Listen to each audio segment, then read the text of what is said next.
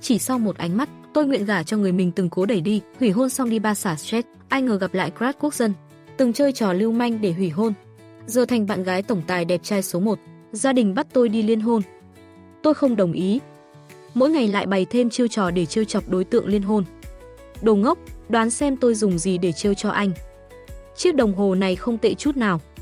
Xem ra anh lạnh lùng thật đấy. Âm 8 độ. Quần giữ nhiệt của chị đúng là siêu chắc chắn. Không thèm để ý đến tôi à? Tôi cắn mông anh này, cắn này. Và rồi, hôn ước cuối cùng cũng bị hủy như ý nguyện. Tôi chạy đến quán bar xả stress. Tình cờ gặp một chàng trai khiến tim tôi rung động. Cho tôi xin cách liên lạc được không? Khóe môi anh ấy khẽ nhếch lên cười. Lại muốn cắn mông anh nữa rồi. Hôm nay là ngày thứ 27 tôi quấy rầy đối tượng liên hôn. Như thường lệ, tôi gửi tin nhắn hỏi thăm, chào buổi sáng. Người bạn của tôi. Ngậm hoa hồng bước tới. Cô gái giật giày bật cười, bị gai hoa hồng đâm vào môi. Vội vàng rời khỏi hiện trường. Tin nhắn từ đối tượng liên hôn đến rất sớm. Nhưng bên tôi mới chỉ vừa qua nửa đêm. Quên mất anh ấy vẫn còn ở nước ngoài, chênh lệch múi giờ. Tôi không nản chí. Tiếp tục làm phiền anh ta. Anh chuẩn bị đi ngủ rồi à? Đồ ngốc, đối tượng liên hôn gửi một dãy dấu chấm lặng thinh. Đừng gọi anh như thế. Chỉ nhìn chữ cũng tưởng tượng ra được lúc này anh ấy đang nhíu mày. Tôi bật cười lén. Anh càng khó chịu, tôi càng muốn gọi thế. Tôi được đằng chân lân đằng đầu. Nghe lời em đi, đồ ngốc của em. Anh ấy không nhắn lại nữa. Tôi nằm trên giường ký túc xá, cười như điên. Chuyện Lương Tĩnh Mặc ghét biệt danh đồ ngốc này, tôi phát hiện ra ngay lần đầu vừa mới kết bạn. Hôm ấy lướt vòng bạn bè, vô tình thấy anh chia sẻ bài viết của tập đoàn nhà anh. Tôi tiện tay thả một tim, rồi bắt đầu lên kế hoạch trêu chọc. Đồ ngốc, đoán xem tôi dùng gì để thả tim cho anh nè. Phản ứng của anh ấy rất dữ dội, kiểu chưa từng thấy luôn. Đừng gọi như thế, cũng đừng nói chuyện kiểu đó. Im lặng một hồi, anh gửi tới vài chữ đầy trách móc. Rất vô duyên. Miệng tôi nói xin lỗi, nhưng trong lòng lại nghĩ tôi chính là muốn vô duyên đấy. Không vậy sao phá được cái hôn ước này. Lương Tĩnh Mặc là người ba tôi giới thiệu. Dù ông ngoài miệng nói chỉ là làm quen, không có ý gì khác, nhưng tôi hiểu rất rõ. Làm quen rồi thì phải yêu, yêu rồi thì phải cưới. Tóm lại, tôi một sinh viên năm tư chưa tốt nghiệp, chưa từng yêu đương cuồng nhiệt lần nào. Sao có thể bị bó buộc bởi một cuộc liên hôn? Vậy nên tôi quyết định phá vỡ mọi chuyện. Nhưng đối phương là gia đình tử tế, không thể đắc tội, nên chỉ có thể ra tay từ Lương Tĩnh Mặc. Nghe đồn anh ấy học giỏi, đạo đức tốt. Nghe đồn anh ấy nghiêm khắc, chuẩn mực từng ly từng tí. Một người không chịu được hạt cát trong mắt như vậy, sao mà chịu được kiểu người như tôi lúc thì nổi điên, lúc thì trừu tượng, lại còn hay bày trò lưu manh vặt. Làm vợ anh ấy á?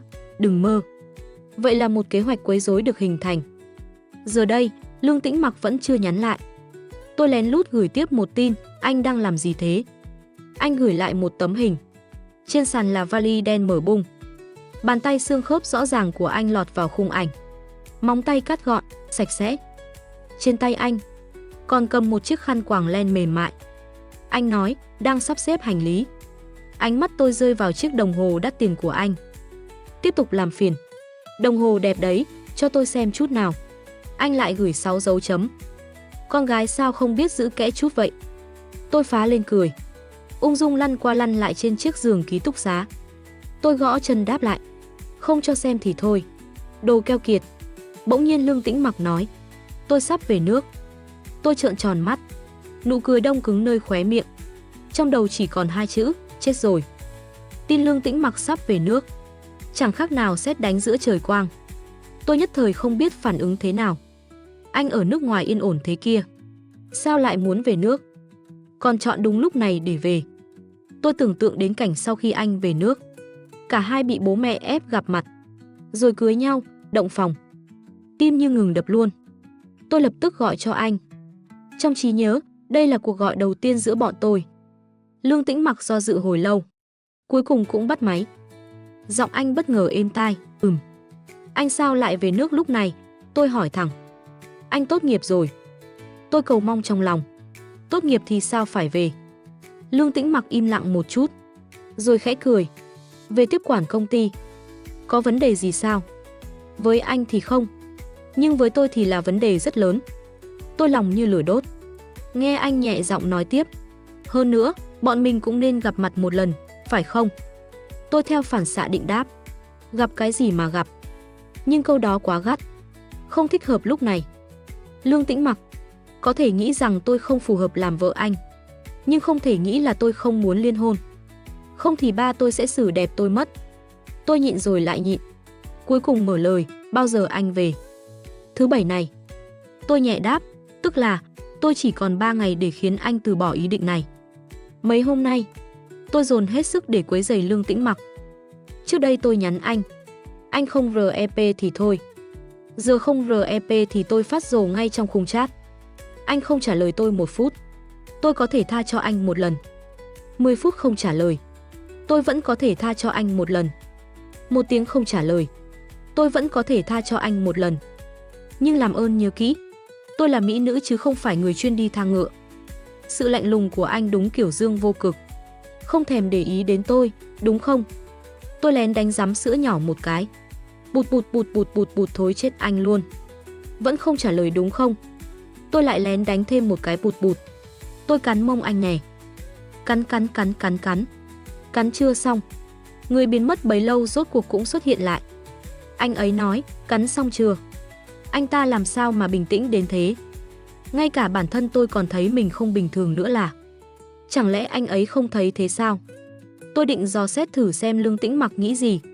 Thì tin nhắn đến, không phải cố ý không trả lời em. Lúc nãy đang đi tiệc với giáo sư. Một bà cụ rất hài hước. Có dịp sẽ cho em gặp. Tốt lắm, không những không thấy tôi điên. Anh ta còn giải thích rõ ràng. Tôi do dự, cái này chắc không cần đâu nhỉ. Anh không nói gì thêm, chỉ gửi thẳng thông tin chuyến bay của mình. Mai tới, thứ Bảy em có rảnh không? Tôi muốn gặp em một lần. Tôi hoàn toàn tuyệt vọng rồi. Hết cách, tôi tìm đến người bạn thân đầy mưu mẹo Bồi Kỳ. Giờ làm sao đây? Cô bạn cười gian xảo. Hay là thuận theo sai lầm đi. Nghe nói Lương Tĩnh Mặc cũng đẹp trai lắm. Nghe nói thôi đó, tôi trừng mắt. Tôi còn nghe nói anh ta là mọt sách nữa kìa. Mọt sách thì đẹp trai đến đâu chứ? Anh ấy ra nước ngoài học từ cuối cấp 3.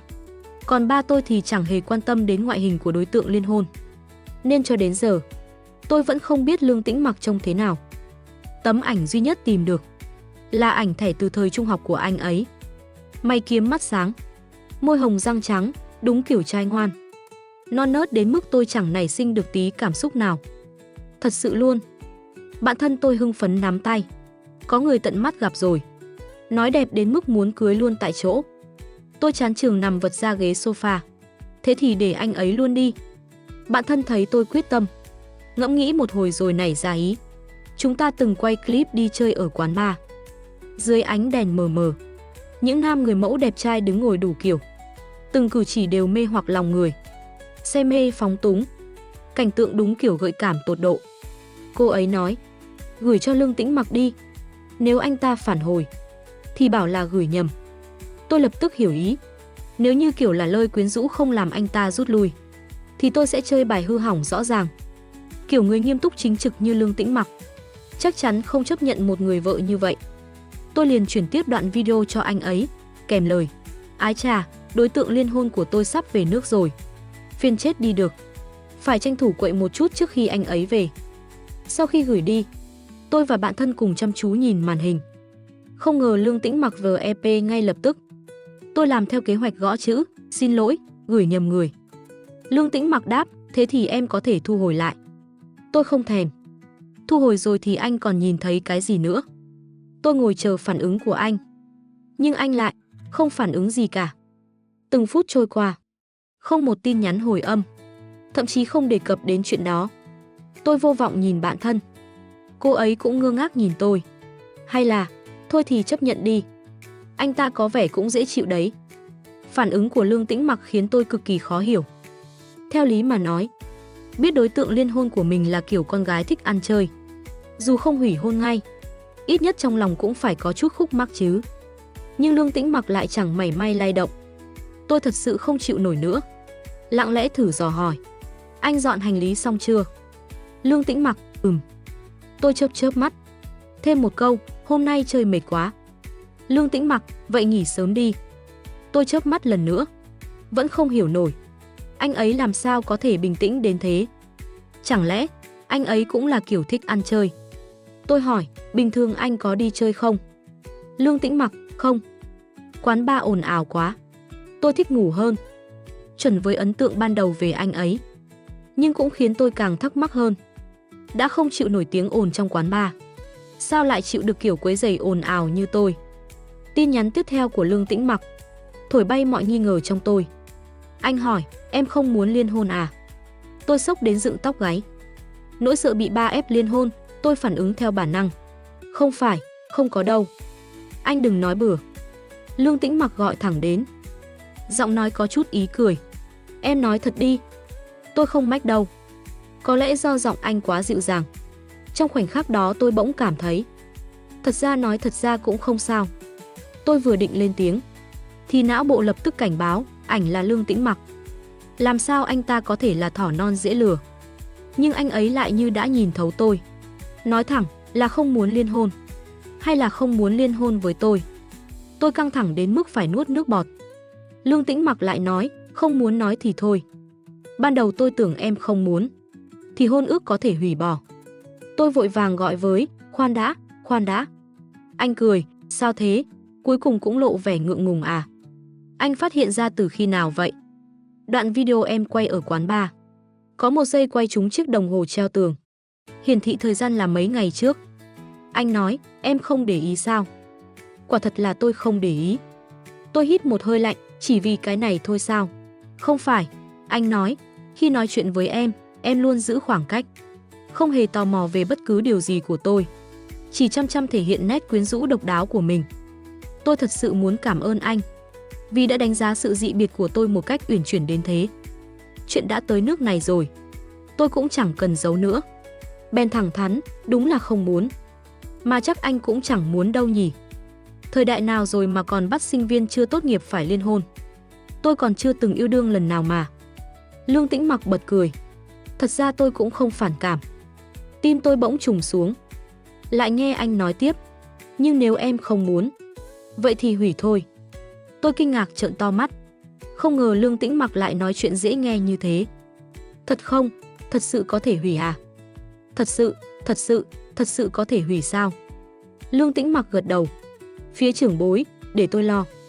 Tôi sẽ nhận hết trách nhiệm. Em không cần lo lắng. Ngay khoảnh khắc đó, tôi thấy người đàn ông này thật sự ngầu lòi. Cách giải quyết như vậy, quả nhiên là người thừa kế tương lai của nhà họ Lương.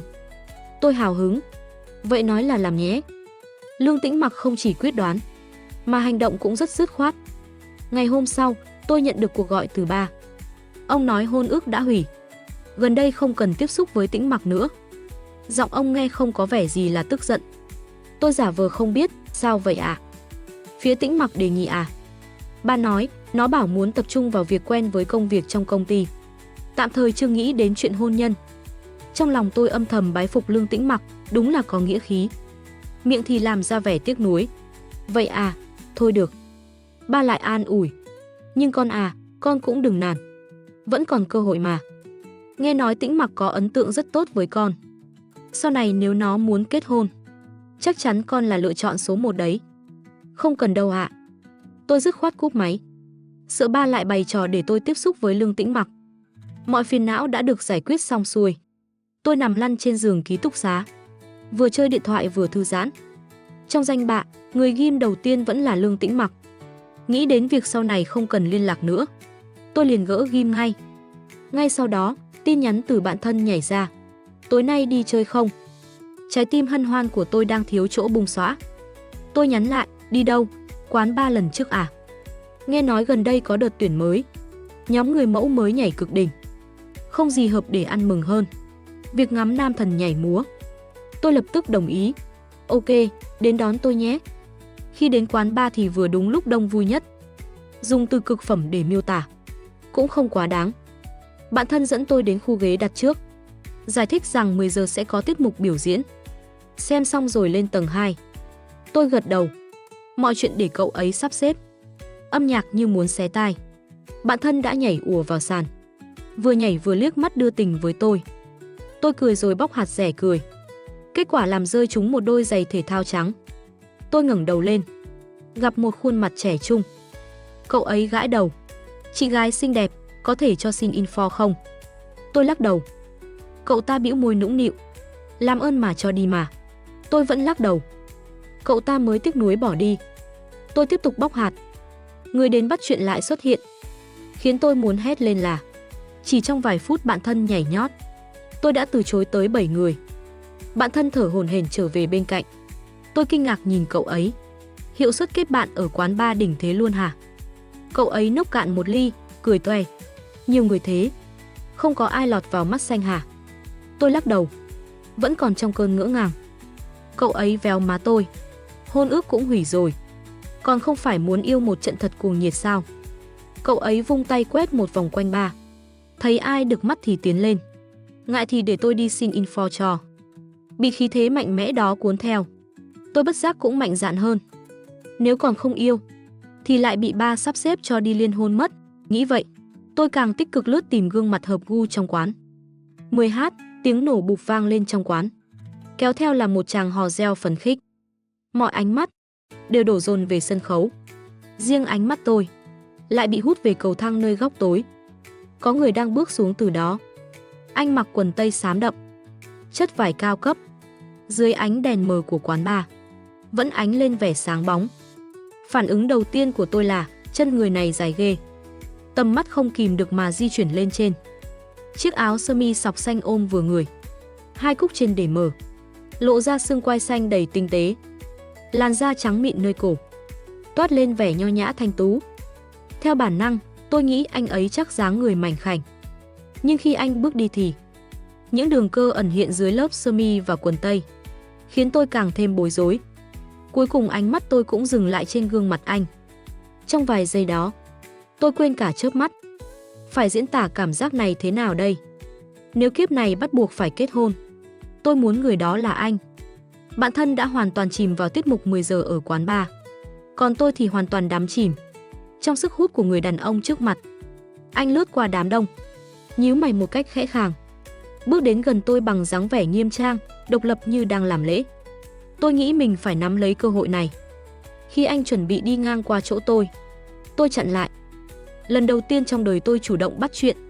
Có chút lúng túng, nhưng nhìn vào gương mặt kia, tôi lại có thêm dũng khí lớn lao. Tôi giơ điện thoại lên, nhìn anh, bắt chước dáng vẻ mấy người đến bắt chuyện trước đó, làm ra vẻ tự nhiên.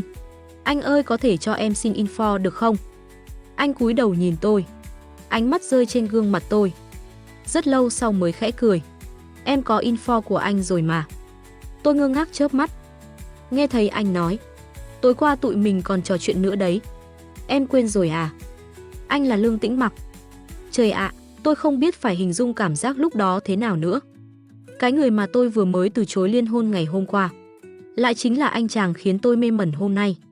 Trời ơi, ông trời ơi, sao ông lại trêu đùa con như vậy? Trong cơn sụp đổ cực độ, tôi phản ứng, không thể nào, giả đúng không?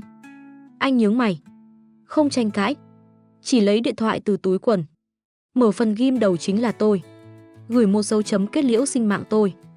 Một lúc sau, điện thoại tôi rung lên. Người đặt biệt danh đồ ngốc gửi một dấu chấm.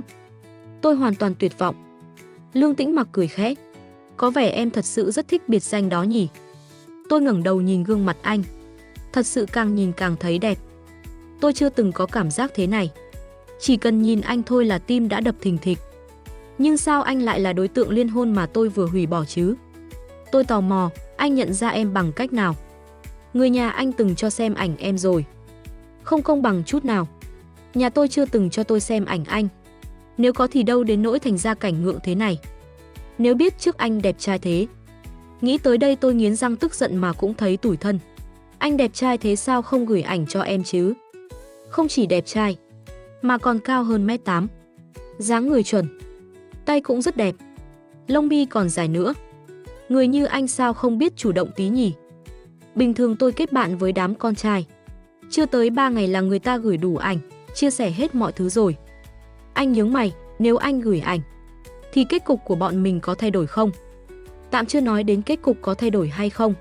Ít nhất tôi cũng sẽ giữ hình tượng một chút trước mặt anh, chứ không đến mức đánh rắm sữa bụt bụt rồi thành trò hề. Giờ thì tôi biết sống sao đây. Tôi ra lệnh, anh phải xóa hết mấy đoạn chat trước kia. Hả? Anh khó hiểu. Ý em là Đoạn, em đòi cắn mông anh á. Tôi gầm nhẹ, tất cả. Toàn bộ anh phải quên sạch cho em. Anh bật cười, được, 10 giờ, buổi biểu diễn kết thúc trong cuộc gặp gỡ ngượng chín mặt này. Bạn thân tôi, tưởng tôi đang tán trai. Tặng một ánh nhìn đầy chuyên môn từ xa. Rồi khoác tay một nam thần mới quen lặng lẽ chuồn mất. Lương Tĩnh Mặc khẽ nói, bạn em đi rồi. Vậy em có muốn ngồi với tụi anh một lúc không? Tôi ngẩng đầu thì thấy anh ra hiệu về hướng lầu 2. Ngước nhìn theo. Ở lan can tầng 2 nhô ra 3 cái đầu. Ăn mặc trông rất tri thức chỉnh tề. Nhưng mặt mũi toàn vẻ hóng hớt. Đang tò mò quan sát tôi và anh. Thấy tôi nhìn lên. Họ còn vẫy tay nhiệt tình chào. Bạn anh đó. Lương Tĩnh Mặc lại mời, lên cùng bọn anh nhé. Tôi do dự, vậy, có hơi không tiện không? Không sao đâu. Bọn họ đều tốt tính. Và cũng rất tò mò về em. Tò mò gì cơ? Tôi mù tịt. Tò mò tại sao em lại có thể từ chối anh khi chưa từng gặp mặt. Có thể là vì muốn giải thích rằng tôi không hề bỏ rơi anh. Cũng có thể là muốn có thêm chút liên hệ với anh. Nói chung, tôi đồng ý lên lầu 2. Bạn bè anh nhiệt tình kéo ghế cho tôi. Một chiếc bàn tròn nhỏ. Tôi và Lương Tĩnh Mặc ngồi một bên. 3 người kia ngồi đối diện. Tới lúc đó tôi mới nhận ra khung cảnh này trông chẳng hợp lý tí nào. Như thể bạn trai dắt bạn gái mới đi gặp hội anh em. Nhưng thực tế giữa tôi và anh chẳng có mối quan hệ gì cả. Lương Tĩnh Mặc ho khẽ. Các cậu nhìn kiểu đó dọa người ta sợ rồi đấy. 3 người lập tức thu ánh mắt, ngẩng đầu ngó trời. Tôi vội nói đỡ. Không, em không yếu tim đến thế đâu. Nhờ vậy, bầu không khí không còn ngượng ngùng. Bạn bè anh trò chuyện rất thoải mái. Thỉnh thoảng lại quay sang hỏi han tôi. Trước tụi anh nghe nói anh ấy sắp liên hôn. Tính lén đến trường em nhìn trộm. Nhưng ảnh không cho. Giấu kỹ quá chị dâu ơi. Giờ thì bị chị dâu đá bay rồi nhé. Chỉ có thể nói là độc thân từ trong trứng. Tôi thật sự quá thiếu kinh nghiệm yêu đương. Ngạc nhiên nhất là những điều hé lộ trong cuộc trò chuyện vừa rồi. Và ngạc nhiên hơn cả là Lương Tĩnh Mặc. Vậy mà lại từng nhắc đến tôi trước mặt bạn bè anh. Không biết anh còn kể gì nữa không? Chẳng hạn như quá khứ trừu tượng và lưu manh của tôi. Ban đầu họ không hiểu. Hôm nay gặp trực tiếp mới vỡ lẽ. Đúng là phải giấu kỹ mới được. Chị dâu này xinh quá trời luôn. Hồi nãy tôi để ý rồi. Rất nhiều người đến xin info đấy. Nên Lương ca mới nhịn không nổi mà xuống tầng luôn hả? Tôi kinh ngạc quay sang nhìn Lương Tĩnh Mặc. Anh gãi mũi giải thích. Ngồi lâu quá, tê chân. Nên xuống đi dạo một vòng. Dù bạn anh không tin lắm câu trả lời đó. Nhưng tôi thì thấy chắc đúng là thế thật. Câu chuyện cứ xoay quanh tôi và Lương Tĩnh Mặc. Không biết có phải tôi đa nghi. Nhưng luôn cảm thấy bạn bè anh đang âm thầm tác hợp cho bọn tôi. Từng câu từng chữ đều ngầm ám chỉ rằng anh rất quan tâm đến tôi. Nhưng, chuyện đó sao có thể chứ? Tính ra, bọn tôi mới chỉ quen nhau được 1 tháng thôi mà. Thời gian trôi qua nhanh trong lúc trò chuyện. Khi đồng hồ chỉ 11 giờ, anh ấy chủ động đề nghị đưa tôi về trường. Tôi viện lý do trường có giờ đóng cổng, nên hôm nay về nhà ngủ. Vậy thì anh đưa em về nhà. Anh cười, cũng tiện đường mà. Trong tiếng hò reo của bạn anh, tôi bước lên xe của Lương Tĩnh Mặc. Không gian trong xe vô cùng yên tĩnh, hoàn toàn trái ngược với sự náo nhiệt trong quán bar. Yên tĩnh đến mức tôi có thể nghe thấy tiếng tim đập dồn dập của chính mình. Tôi sợ Lương Tĩnh Mặc nhận ra sự căng thẳng, nên cố tìm chuyện để nói. Anh bị tôi bắt gặp rồi nhé. Còn bảo ghét tiếng ồn. Mới về nước đã đi bar rồi à? Gương mặt anh hiện lên nét bất lực. Bọn họ đón anh ở sân bay xong, không cho về. Lôi thẳng anh đến đây luôn. Hành lý còn chưa kịp mang về. Anh cúi đầu ra hiệu về phía điện thoại. Không tin thì gọi hỏi thử đi. Tôi đâu dám. Lỡ giống hệt cô bạn gái đang ghen thì sao? Tôi chớp chớp mắt. Rồi nghe anh nói tiếp. Nhưng thật sự, anh không ngờ lại gặp em ở đây tối nay. Anh liếc sang nhìn tôi. Đang ăn mừng vì cuối cùng cũng hủy hôn rồi à? Thật ra ban đầu đúng là ăn mừng. Nhưng giờ đây, tôi chẳng còn tâm trạng đó nữa. Nhìn gương mặt điển trai không chút gợn buồn kia, trong lòng tôi lại dấy lên một cảm giác xót xa.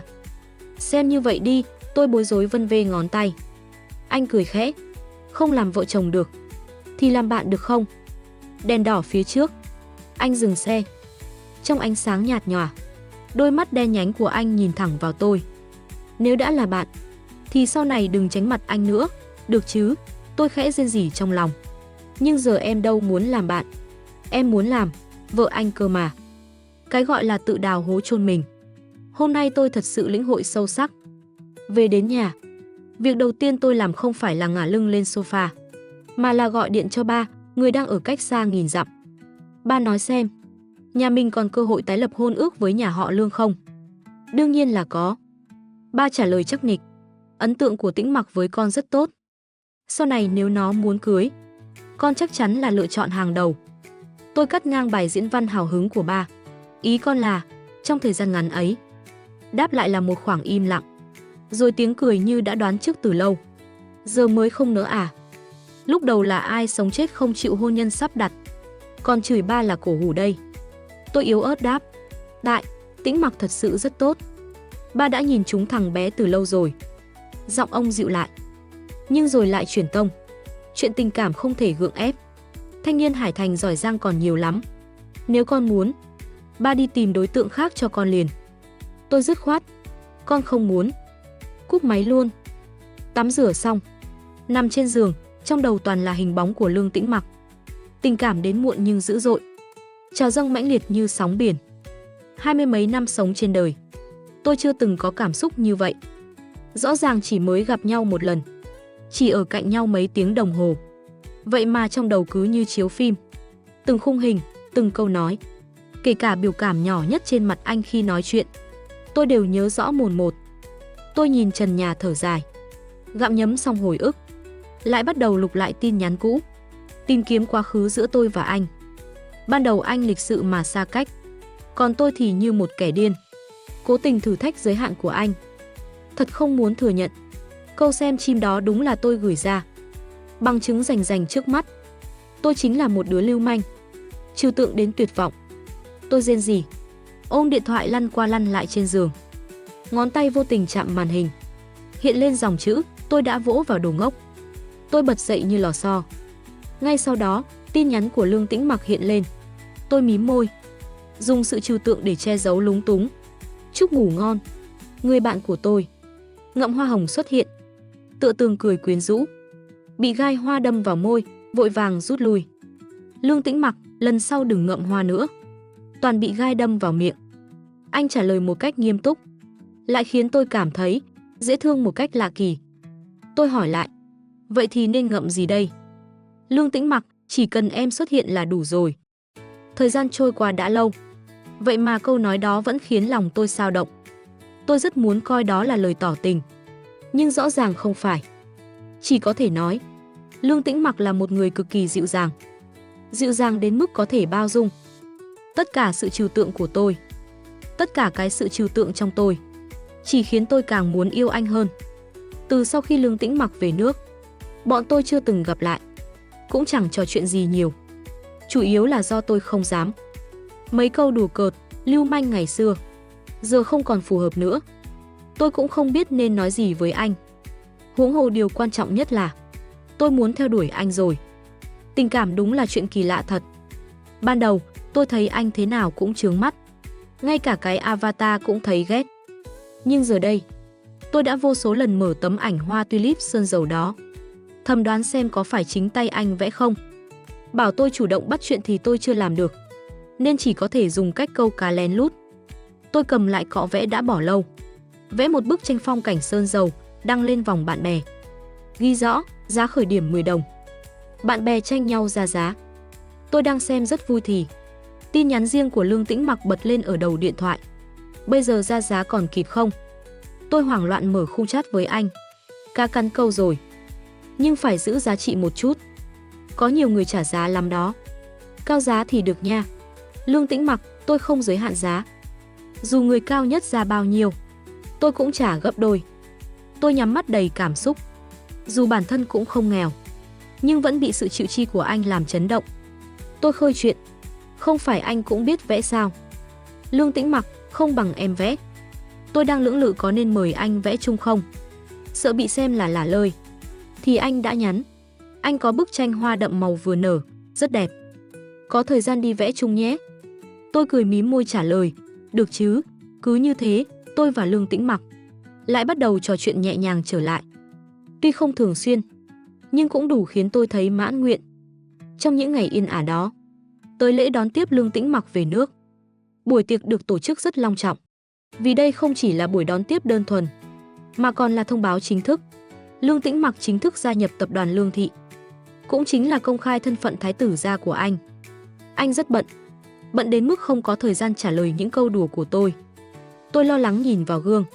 Thế này có đủ đẹp không? Bạn thân vỗ mông tôi một cái. Em mà mặc thế này tỏ tình với Lương Tĩnh Mặc. Anh ta đồng ý ngay tại chỗ luôn đấy. Từ khi biết chuyện giữa tôi và Lương Tĩnh Mặc, bạn thân không ngừng bày kế hậu trường. Trong mắt cậu ấy, tình cảm này chắc như bắp.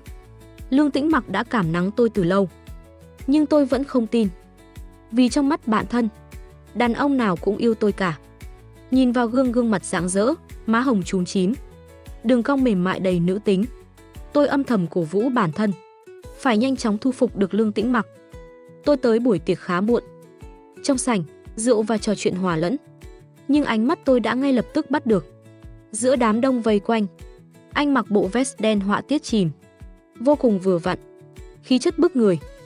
Giữa bầu trời sao, anh là ngôi sao sáng nhất.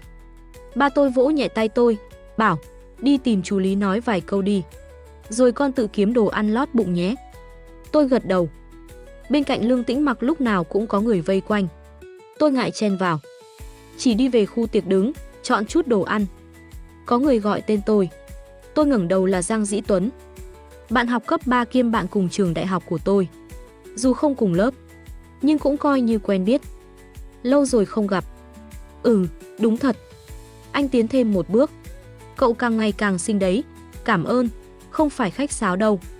Thật đấy, xinh đến lóa mắt luôn.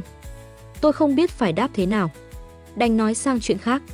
Vậy cậu, có tỏa sáng chưa? Anh cười, tỏa sáng chứ. Cả hai đang vui vẻ trò chuyện, thì có người bước đến. Là Văn Sán, bạn của Lương Tĩnh Mặc. Tôi từng gặp anh ta một lần ở quán bar.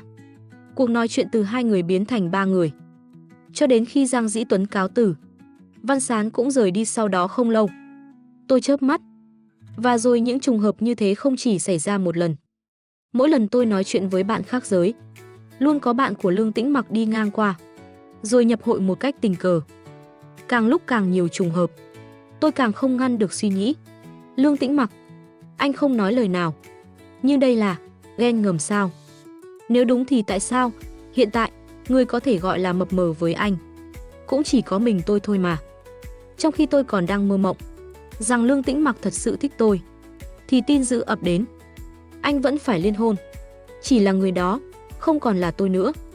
Tin ấy là tôi nghe được từ miệng người khác. Một nhóm nữ sinh ngồi quây quanh một cô gái, chúc mừng rộn ràng. Cô gái kia xấu hổ đỏ mặt, nhưng chẳng hề giữ vẻ đoan trang. Thật ra, em thích anh Tĩnh Mặc từ lâu rồi. Không ngờ anh ấy lại đồng ý. Em thật sự rất vui. Khi nào định ngày xong, mọi người nhất định phải đến uống rượu mừng của tụi em nha. Không khí náo nhiệt ấy hoàn toàn không thuộc về tôi. Tim tôi như bị ngâm trong nước chanh, chua chát và tê tái. Tôi không thể ở lại thêm nữa. Xách váy bỏ đi. Trong tấm kính lớn phản chiếu là bóng lưng cô độc của chính tôi. Bất giác nhớ lại một câu nói. Ngày người ta bàn chuyện cưới xin, mình lại đang ca hát nhảy múa. Khóe môi tôi nhếch lên một nụ cười khổ, rồi bước đi thật xa. Thế nhưng, cuối cùng tôi vẫn không thể thoát khỏi phạm vi kiểm soát của Lương Tĩnh Mặc. Vì ngay giây tiếp theo, tôi đã bị anh kéo lại. Anh vẫn còn thở nhẹ. Cà vạt đã bị kéo lỏng. Cúc áo sơ mi cũng bung 2 nút. Tóc tai rối nhẹ. Không còn là Lương Tĩnh Mặc điềm tĩnh trong buổi tiệc nữa. Anh thở dốc hỏi. Sao không nói gì mà bỏ đi? Tôi lạnh mặt. Không muốn nói. Anh giận rồi à? Giọng anh dịu dàng, như đang dỗ dành. Không phải cố tình ngó lơ em. Chỉ là anh thật sự không thoát thân được. Lúc đầu anh định sau phần phát biểu trên sân khấu sẽ đi tìm em. Xin lỗi em sau. Không sao, anh cứ làm việc của mình đi. Điện thoại anh reo lên. Có người thúc giục. Đã đến giờ phát biểu rồi. Tôi lùi lại một bước. Anh đi đi. Em về trước. Cổ tay bị anh giữ lại. Lòng bàn tay anh nóng rực. Và thứ còn nóng hơn nữa là cái ôm từ phía sau. Đừng đi, không được đi. Giọng anh khẽ trầm bên tai tôi. Tôi giãy giụa, nhưng anh càng ôm chặt. Tôi thật sự giận. Anh có vị hôn thê rồi. Còn làm thế này, anh thấy hợp lý à? Cô gái mặc váy trắng trong buổi tiệc, họ Triệu, được mọi người nói là vị hôn thê của anh. Lương Tĩnh Mặc khựng lại một lúc, rồi lại bật cười. Cô ấy nói là sẽ cưới anh thật sao? Tôi càng tức, thấy tình hình rối ren quá, liền dẫm mạnh lên chân anh. Gót nhọn của tôi đạp trúng mũi giày da của anh. Tôi nghe thấy anh hét khẽ một tiếng, vừa kêu đau vừa nói, là hiểu lầm thôi. Cô ấy nói nhầm tên anh, là Kim Mặc, không phải Tĩnh Mặc. Lúc đó tôi mới nhận ra, mình lại gặp phải một hiểu lầm tai hại nữa. Lương Tĩnh Mặc bật cười, ngực rung lên, truyền thẳng vào lưng tôi. Lưng váy tôi là dạng hở lưng. Giờ mới nhận ra, anh đang ôm rất sát. Anh không định liên hôn với ai cả. Lương Tĩnh Mặc nói, biết rồi, điện thoại anh cứ reo liên tục. Nhưng anh vẫn không buông tôi ra. Anh vòng tay qua eo tôi, và tôi phát hiện ra, tư thế đó còn khiến anh ôm chặt hơn. Sau đó anh rút điện thoại ra từ túi, áp sát bên tai tôi để nghe máy. Khoảng cách gần đến mức tôi nghe rõ cả tiếng quát bên kia đầu dây. Lên sân khấu rồi, mọi người đang tìm con chạy đâu mất tiêu vậy hả? Anh đáp rất đỗi tự nhiên, con đang đuổi theo con dâu của ba đây. Nghe rõ nội dung cuộc gọi, tôi mở to mắt sững sờ. Đầu dây bên kia vẫn hét toáng lên, nói gì linh tinh đấy hả? Con dâu nào? Con dâu chín mùi cũng bay mất tiêu rồi. Tất cả mọi người đang chờ đấy, mau lên đi. Con không lên đâu. Lương Tĩnh Mặc nói, con dâu quan trọng hơn hay sân khấu quan trọng hơn? Ba tự cân nhắc đi. Nói xong anh cúp máy, không để bên kia kịp nói thêm. Tôi vẫn nằm trong lòng anh, gần như đã quen với tư thế ấy. Lương Tĩnh Mặc hơi ho nhẹ, em nghe thấy những gì anh nói rồi đúng không? Tôi giả vờ mơ hồ, không hiểu. Anh xoay người tôi lại, ép tôi đối diện với anh. Ngón tay nâng cằm tôi lên, bắt tôi nhìn thẳng vào mắt anh. Vậy anh sẽ nói điều mà em chắc chắn hiểu. Anh nhìn sâu vào mắt tôi. Anh thích em, Kỷ Mộng Nhiên.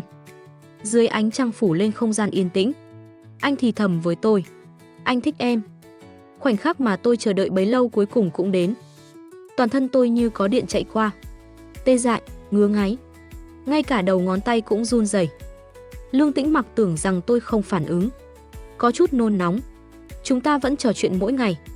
Em chắc không ghét anh đúng không? Chúng ta có nhiều điểm chung, nói chuyện cũng rất hợp. Em còn từng cười rất vui khi nghe anh nói chuyện, chứng tỏ ở bên anh em rất thoải mái. Anh có thể làm em vui, cùng em dùng icon meme, nghiên cứu văn học vô nghĩa. Anh còn đang học cách trừu tượng nữa đấy. Chúng ta rất hợp nhau. Anh nhẹ giọng, nếu em vẫn ghét chuyện liên hôn, thì chúng ta yêu nhau trước nhé. Trong màn đêm tĩnh lặng, ánh trăng phủ lên gương mặt lo lắng của Lương Tĩnh Mặc. Khi quan sát biểu cảm tôi nghiêm túc gật đầu, được. Ánh mắt anh ban đầu là khó tin, rồi bùng nổ niềm vui mãnh liệt. Em đồng ý rồi. Em thật sự đồng ý rồi hả? Tôi cười, nghiêm túc đáp, là tôi nói thật. Anh mừng đến nỗi lại ôm chầm lấy tôi, ôm chặt như muốn ép tôi hòa tan vào xương máu anh. Nơi xương bướm sau lưng tôi, chợt có một giọt nước nóng trượt xuống. Tôi nghiêng người, bên tai là giọng nói khẽ khàng đầy nghẹn ngào của Lương Tĩnh Mặc. Anh không ngờ em lại đồng ý. Thật sự không ngờ. Mộng Nhiên, anh hạnh phúc lắm. Tôi nghẹn lời. Anh khóc à? Không, đâu có khóc. Anh khịt mũi. Anh chỉ là vui quá thôi. Tạm thời coi là vì vui đi. Ngay cả chóp mũi cũng ửng đỏ. Anh nhìn tôi với ánh mắt như chú cún con đáng thương. Tôi không nhịn được, kiễng chân hôn lên môi anh một cái. Đáng yêu thật. Anh ngẩn người, mắt trợn tròn, rồi nói nhỏ, anh còn có thể đáng yêu hơn. Hôn thêm lần nữa được không? Tôi vòng tay qua cổ anh. Anh cũng thuận thế ôm lấy eo tôi. Cúi đầu, tôi chạm môi anh, nhẹ nhàng nói khẽ, anh đã đáng yêu thế rồi, còn muốn đáng yêu đến cỡ nào nữa đây?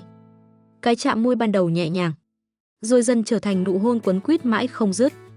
Sau khi tách ra, cả tôi và Lương Tĩnh Mặc đều thở hổn hển. Anh nhẹ nhàng lau đi vệt nước quanh môi tôi, khẽ nói, xin lỗi, làm nhăn váy dạ hội của em rồi. Không sao, áo sơ mi của anh cũng bị em nhăn hết rồi. Đằng nào cũng vậy rồi, nhăn thêm chút nữa có được không? Trong lúc tôi còn ngơ ngác, anh lại cúi xuống hôn tôi lần nữa. Nụ hôn triền miên, không thể rời. Sau khi yêu Lương Tĩnh Mặc, việc đầu tiên tôi làm là chia sẻ tin vui với bạn thân. Cậu ấy vô cùng phấn khích. Biết ngay mà. Tôi nói rồi. Lương Tĩnh Mặc đã sớm động lòng với cậu. Tôi cười khẽ. Tôi chưa từng nghĩ anh ấy sẽ thích tôi. Dù gì thì trước đây tôi cũng đối xử với anh ấy như vậy. Có khi anh ta lại thích kiểu đó đó chứ. Bạn thân nói, những người kiểu như Lương Tĩnh Mặc, học giỏi, ngoan từ nhỏ, thường thì bên trong cũng ngầm hơi mê mấy trò đó đấy. Những câu mờ ám cậu nhắn cho anh ấy, khéo lại đúng gu. Dù tôi vẫn còn nghi ngờ quan điểm đó, nhưng không kiềm được cứ nghĩ mãi. Rốt cuộc là vì sao anh ấy lại thích tôi? Lúc tỏ tình anh không nói, tôi cũng không hỏi. Cứ hôn qua hôn lại thế mà thành đôi. Nhưng giờ thì tôi muốn biết, muốn hiểu tất cả về Lương Tĩnh Mặc. Vừa hay, anh mời tôi đến nhà ăn tối. Tôi thay váy đẹp, vui vẻ đến. Vừa vào cửa, đã là màn hôn nồng cháy vừa ngại vừa ngọt. Từ cửa vào đến bàn bếp, hai đứa hôn nhau suốt dọc đường. Tôi vỗ lưng anh. Thôi được rồi, anh đi nấu ăn đi. Anh lại tranh thủ hôn thêm cái nữa, than thở, em đúng là phụ nữ vô tình. Tôi bật cười. Ăn xong lại hôn tiếp nha. Nhà anh ở trung tâm thành phố, bếp kiểu mở, bên ngoài là kính sát đất cực rộng, ánh sáng tràn ngập.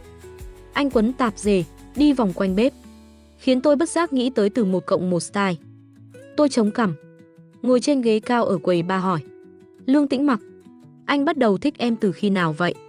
Anh cũng không rõ nữa. Tôi đổi cách hỏi, vậy anh nhận ra mình thích em từ lúc nào? Anh không quay lưng nữa, mà xoay người lại. Từ khi anh nhận ra mình muốn liên hôn với em. Hả? Tôi mở to mắt. Thật ra lúc đầu anh cũng phản cảm chuyện liên hôn. Giống y hệt em. Chỉ là anh không thể hiện ra ngoài. Anh còn từng giận em một lần. Em còn nhớ không? Giận? Khi nào? Trong ấn tượng của tôi, bị tôi quấy phá như thế mà vẫn điềm tĩnh. Anh đúng là có tính khí cực kỳ tốt. Anh từng nói em không có chừng mực. Tôi chợt nhớ ra, là lần tôi nhắn riêng, đồ ngốc đoán xem em dùng gì để thả tim cho anh nè. Hóa ra hôm đó, anh đã hơi giận. Anh lúc đó có chút tức giận. Không hiểu tại sao người ta lại giới thiệu anh cho một cô gái như vậy. Anh mỉm cười. Không chừng mực, không giới hạn. Mỗi ngày đều gửi mấy câu anh đọc không hiểu. Lại còn thích giở trò lưu manh. Vậy sao sau đó, tôi cười, lại thành ra như thế này? Vì anh phát hiện, phía sau lớp mặt nạ lạnh lùng của em, là một con người thật đáng yêu. Anh từng giận, nhưng rồi dần dần lại bắt đầu mong chờ những tin nhắn em gửi. Ngay cả đang trong giờ học, em nhắn, anh cũng đọc liền. Chả trách mỗi lần tôi nhắn, anh đều trả lời cực nhanh. Tôi nhận xét, anh đúng là kiểu bên ngoài lạnh lùng, bên trong bùng cháy. Không biết nữa. Anh cúi sát, hôn lên môi tôi một cái. Anh chỉ muốn bùng cháy với một mình em thôi. Nói nữa là khỏi ăn cơm đó. Tôi đẩy anh ra. Đi nấu đi. Anh miễn cưỡng lùi lại, cầm lại chảo. Còn tôi thì lén mở điện thoại, lục lại đoạn tin nhắn đầu tiên giữa hai đứa. Càng xem, tôi càng ngạc nhiên. Càng xem, tôi càng tức. Anh đúng là cái đồ miệng nói một đằng lòng một nẻo. Anh lại gần. Tôi chỉ vào dòng tin nhắn năm xưa. Anh nói bao nhiêu lần là em không giữ kẽ. Vậy mà thật ra anh lại thích cái kiểu đó nhất. Anh hôn lên môi tôi. Yêu chết cái kiểu làm nũng đáng yêu của em luôn ấy chứ. Nhưng em thật ra là cô gái rất biết giữ kẽ. Cái vẻ lưu manh hồi đó chỉ là giả vờ để anh sợ mà bỏ chạy thôi. Vậy hôm qua là ai đòi cắn bụng anh hả? Tuần trước ở trang trại là ai đòi vẽ lên người anh? Rồi ngày 15 ở hồ bơi, ai nằng nặc đòi vào phòng thay đồ chung? Thôi, đủ rồi. Anh lại cúi xuống hôn tôi. Em là của anh, từ đầu đến cuối. Tôi hừ nhẹ. Anh thích em từ lâu như vậy, mà còn đồng ý hủy hôn ước. Ai bảo em không tình nguyện chứ? Hôn nhân sắp đặt đúng là cách nhanh nhất để đến với nhau. Nhưng anh sợ nếu bắt đầu bằng nó, thì chẳng biết phải mất bao lâu mới thật sự có được trái tim em. Tôi không dám nói rằng, thật ra nhìn gương mặt anh là tôi đã đầu hàng từ lâu rồi.